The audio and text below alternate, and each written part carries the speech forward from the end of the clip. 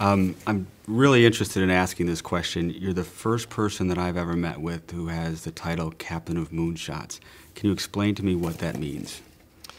Well, I run a part of Alphabet called X, and the spirit of X is that we're supposed to be the part of Alphabet that takes moonshots, that tries to identify really large problems in the world, picks unusual ways of trying to solve those problems, a radical proposed solution, and then tries to come up with a proposed technology path for making that science fiction sounding solution to the problem actually occur.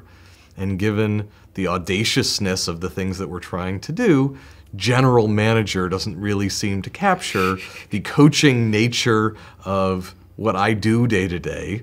Captain of Moonshots seems a little closer to what my job actually feels like here. Love the title. Thanks. And certainly I'm sure you're an inspiration to your team.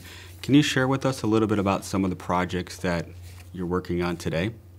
Sure. So some of the ones that are well known that we've graduated, so these are things that are no longer here but are out of X and now making a difference in the world, would be things like a Google Brain. That's the industrialized, very large, deep neural networks that now are known more widely as deep learning, and that underpin a lot of what Google now does for its customers.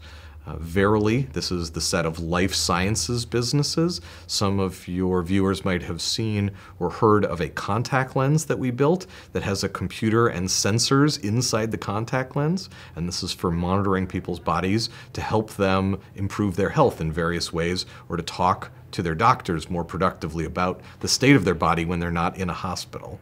And then what is now called Waymo. This is the self-driving car project that was brewed at X and is now graduated from us and is its own independent business within Alphabet.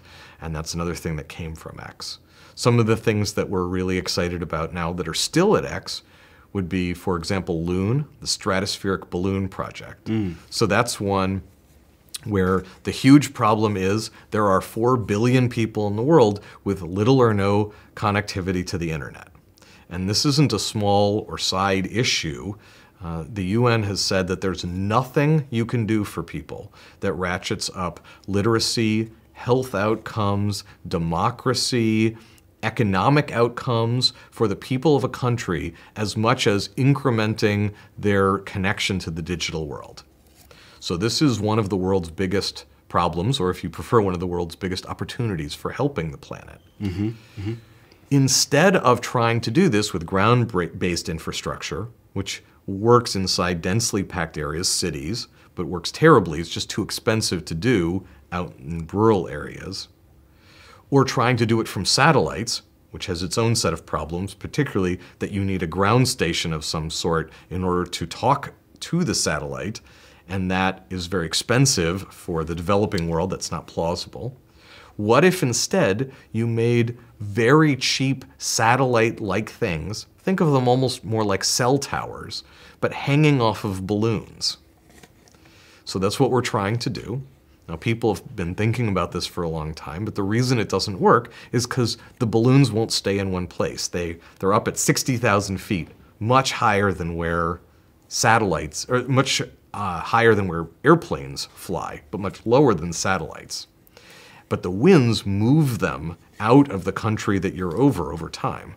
So a lot of our project is how to teach these balloons to sail with the winds so that they can go in little circles and guide themselves, not by pushing against the wind, but by going up and down to grab different winds going at different speeds and in different directions so that they can get themselves where people need them and providing internet to people all over the world.